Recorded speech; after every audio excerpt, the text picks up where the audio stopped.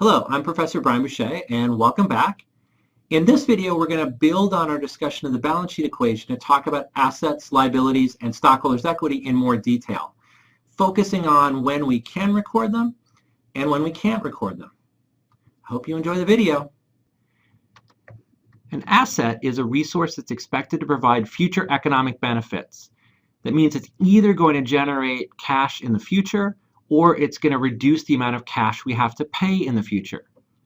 There's two criteria that we're going to use to decide when we can recognize an asset. It has to be acquired in a past transaction or exchange, and the value of its future benefits can be measured with a reasonable degree of precision. So for example, if we buy a truck, we acquire that truck in a transaction, the value of its future benefits are probably reflected in what we paid for the truck. Both criteria are satisfied, a truck is an asset.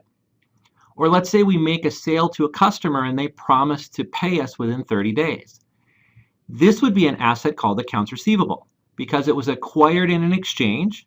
We gave up some goods to get that promise to pay, and the value of its future benefits can be measured because it's right there on the invoice.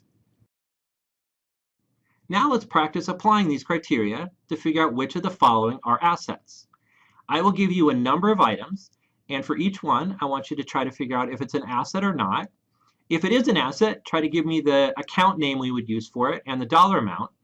If it's not an asset, then try to figure out which criteria would cause it to not be an asset. I will put up the pause sign if you want to pause and try to answer it yourself. Otherwise, you can roll through, hear the answers, and then try this out on the homework. Let's get started. BOC sells $100,000 of merchandise to a customer that promises to pay cash within 60 days.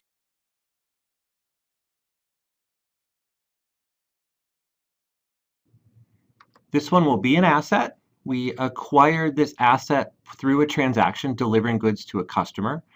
We can measure the value of the future benefits because it's how much cash the customer owes us according to the invoice that we presumably gave them.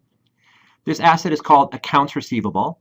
Anytime customers owe us money based on delivering them goods, we're going to call that asset accounts receivable. And the value is going to be $100,000, which is how much the customer owes us.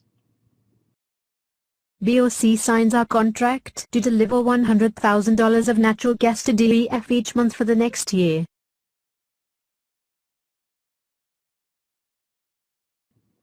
This one will not be an asset because there's been no past transaction or exchange. Every exchange of cash, goods, or services is going to happen sometime in the future. Nothing has been exchanged now, and so there can't be an asset for this. Excuse me. Both of these two sound like promises to me. Why is the first one an asset but the second one is not? That's a great question. In the first case, the customer promises to pay us, but we've delivered goods. So we have a pretty strong claim on either getting the goods back or getting the $100,000. So that transaction exchange makes it a clear economic benefit or resource, asset. In the second case, all we've done is sign a contract. If the contract were broken, it's not clear that we have any basis to ask for that $100,000. So it's less likely that this is a resource and it's less likely that it's an asset. Now, having said that, there are some situations where this second case where we signed a contract could be an asset under mark-to-market accounting, but that's something we'll talk about much later in the course. BOC buys $100,000 of chemicals to be used as raw materials, with payment made in time to secure a 2% discount on the purchase price.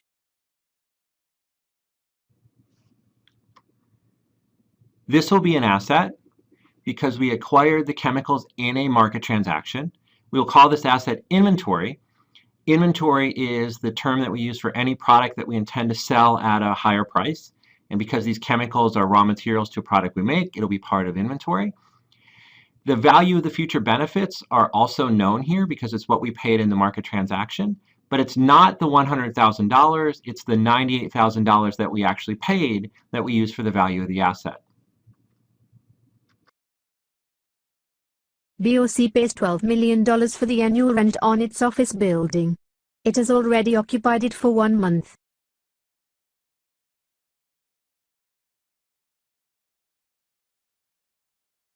This is an asset because in a market transaction, we paid for the right to occupy space in this office building. We're going to call that asset prepaid rent. The value of the benefits are also known. There are 11 million here, not 12 million. Even though we've paid $12 million cash, we've occupied the space for a month, so we've used up 1 month of that. There's 11 months of future space that we're entitled to. The value of that 11 months is $11 million, so that's the value we use for the asset. BOC buys a piece of land for $100,000. Its broker says this was a steal because the land is probably worth $150,000. This is an asset because we acquired the land in a market transaction. We will call the asset land. The value of the benefits are assumed to be $100,000, which is what we paid for the land. It's not the $120,000, which the broker says it's worth, because that wasn't based on a market transaction. We assume the value of the benefits are what we actually paid for the land to acquire it. BOC is advised by a marketing firm that its brand name is worth $63 million.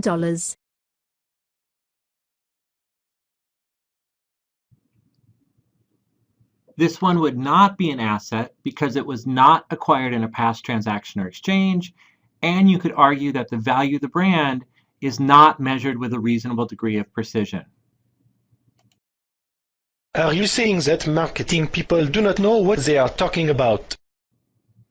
No. I definitely respect marketing people. In fact, some of my best friends are marketing professors. It's simply a case where accounting tends to err on the side of reliability or objectivity. Without that market transaction where we can be really sure that we've acquired this resource, that we know how much it's worth, we err on the side of leaving it off, the asset side. As a result, the value of a company on its financial statements is often far below the market value of the company determined by investors, because investors could call this brand name an asset, whereas the accounting system's not going to do it. Now we're going to turn to liabilities. A liability is a claim on assets by creditors, non-owners, that represent an obligation to make future payment of cash, goods, or services. My former boss called me a liability to the organization. Is this what he meant? No, you were probably a liability in a different sense. Let me go on. Like in the case of assets, there are two criteria that have to be satisfied to recognize a liability. First, the obligation is based on benefits or services received currently or in the past, and the amount and timing of payment is reasonably certain. So an example of how this would work in practice is if we borrowed money from a bank, then we have an obligation to repay the bank. That obligation is based on the benefit of receiving the use of the money from the bank, satisfies the first criteria. The amount and timing of repayment of the loan is reasonably certain. If there was any question about it, the bank would surely let us know how much we owe them. So borrowing money from a bank would be a liability. It would be something like notes payable or mortgages payable. So what we're going to do next is the same exercise about which of the following are liabilities. It's the same exercise as before, where there'll be a question, you'll hit the pause button or not, and then I'll come back with the answer. BOC receives $300,000 of raw materials from its supplier and promises to pay within 60 days. This would be a liability. We received raw materials from a supplier, got the benefit of the raw materials, creating an obligation to pay them $300,000, which is on the invoice. We're going to call this liability accounts payable. We always use that term when we owe money to suppliers, and then the amount is $300,000. Based on this quarter's operations, BOC estimates that it owes the IRS $3 million in taxes. This is a liability, even though it's hard to see where the prior transaction was that created the obligation. But essentially what happened is the government allowed us to operate our business, and in return we're obligated to pay them taxes. So here the obligation comes from the transaction, quote unquote, that the government allowed us to operate. We estimate that we owe them $3 million in taxes, so that's a reasonably certain number. So we book a liability called income tax payable for $3 million. You said that the amount and timing of payment has to be reasonably certain for there to be a liability. Why is an estimated amount considered to be reasonably certain? We're going to have to use estimates a lot in accounting. As long as we're reasonably certain about the estimate, we can go ahead and book the liability. For something like taxes, the forms are available on the web. We know how we performed this month in terms of our income, so we can actually reasonably estimate how much we owe in taxes. And so it does make sense to book the liability even if we're not 100% certain what the final tax bill will be. BOC signs a 3-year, $120 million contract to hire Al Dokes as its new CEO, starting next month.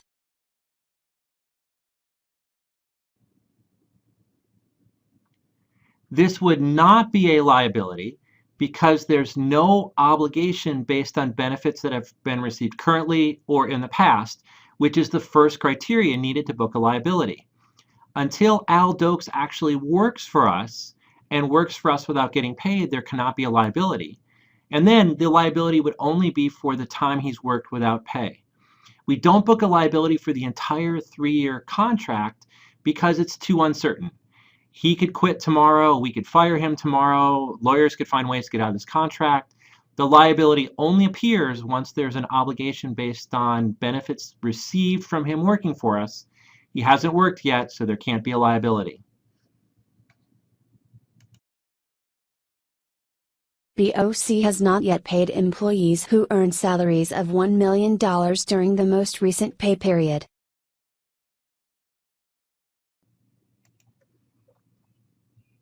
This one would be a liability.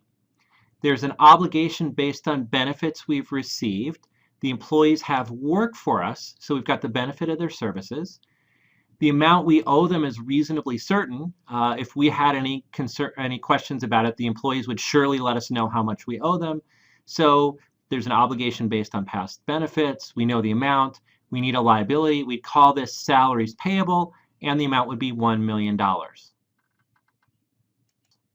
In both of these last two examples, we have not yet paid our employees. Why is this one a liability, but not the previous one? Is it because the first one pertains to an executive, whilst this one pertains to lowly employees? No, it has nothing to do with status.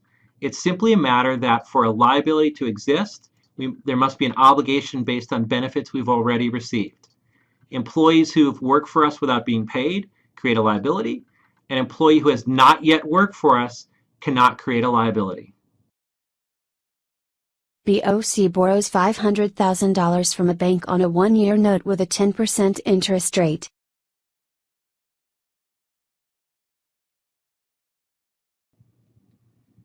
We used this example earlier. This is definitely a liability.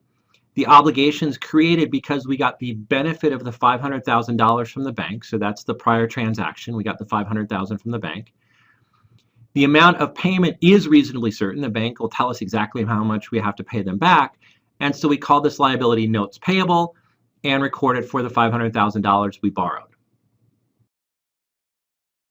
What about the interest?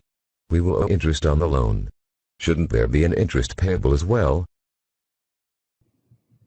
Great question. Interest is not a liability at this point because we just got the loan, and presumably we could pay it back immediately without having any interest. Interest only becomes a liability when the money is outstanding over time, because then there's an obligation based on the benefit of having the money outstanding over time, and to the extent that we haven't paid that yet, we have a liability to then pay that interest, but only the interest for the time that's passed so far. BOC is sued by a group of customers who claim their products were defective. The suit claims damages of $6 million.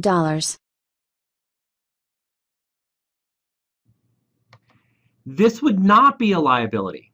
Even though the obligation is created by the benefit we got from selling the products, we can claim that the amount of the payment is still uncertain. It's not reasonably certain. The suit claims damages of $6 million, but Who knows how much we'll actually have to pay, if anything. So because there's uncertainty, we don't have to record a liability in this case. Finally, we have stockholders' equity. Stockholders' equity is the residual claim on assets after settling any of the claims on creditors. In other words, it's assets minus liabilities. This term probably has the most synonyms of anything in accounting. It's also called shareholders' equity or owner's equity or net worth or net assets or net book value. Now, there are not two criteria like with assets and liabilities, because if you measure the assets correctly and the liabilities correctly, stockholders' equity is what's left over. But there are two sources of stockholders' equity. First, it can come from contributed capital. That's when we sell shares to the public. And there we'll have common stock at the par value, additional paid-in capital at the excess over par value, and treasury stock, which is any stock that's repurchased by the company. Wait, what is this thing called par value? Is this why there are so many accountants on the golf course during the day? I'm not sure why you're seeing so many accountants at the golf course, but it has nothing to do with par value. Par value is this archaic historical concept. There used to be laws which said you had to set par value for a stock as the minimum price below which you could not issue new equity to the market. Most of those laws are gone. Nowadays, par value is just an arbitrary number, and the only implication is that when we account for stock issuances, we put the par value in common stock, we put the rest of the proceeds in additional paid-in capital. You'll see more of this next video. The other source of stockholders' equity is retained earnings, which arises from operating the business. This is the accumulation of net income, revenues minus expenses, less any dividends since the start of the business. And again, as we had talked about in prior videos, retained earnings at the beginning of the year plus the net income minus dividends equals retained earnings at the end of the year. So what are dividends? These are distributions of retained earnings to shareholders. They're not an expense, and they're recorded as a reduction of retained earnings on the date that the board declares the dividend. Now, if you don't pay it in cash that date, you create a liability to pay the shareholders until the payment date and when you actually send the checks. Excuse me. Please explain that again. Why are dividends not an expense? They are paid in cash like other expenses. Why are they a liability? Both great questions. Dividends are not viewed as an expense because they're not viewed as a cost of running the business. They're viewed as a discretionary decision by the board of directors to decide to return some funds to shareholders that is independent of what's going on with the business. Now, you could argue with this assumption, but it's the way we've always done it, which is the same explanation I'm going to give you for why dividends payable is a liability. The logic is once the board declares a dividend, until it's paid in cash, the company is essentially holding the shareholders' money, making them creditors, and so we recognize the dividends payable. But it is strange that liabilities usually are to non-owners, or to creditors, to non-owners, whereas this is paid out to owners. So I guess my advice is just memorize these. Dividends are not an expense, and when dividends are declared but not paid, we create a dividends payable. And finally, there's the statement of stockholders' equity, which reports changes in stockholders' equity over a period of time. And that wraps up our look at assets, liabilities, and stockholders' equity. In the next video, we'll talk about how to keep track of them using those magical things called debits and credits. I'll see you then. See you next video.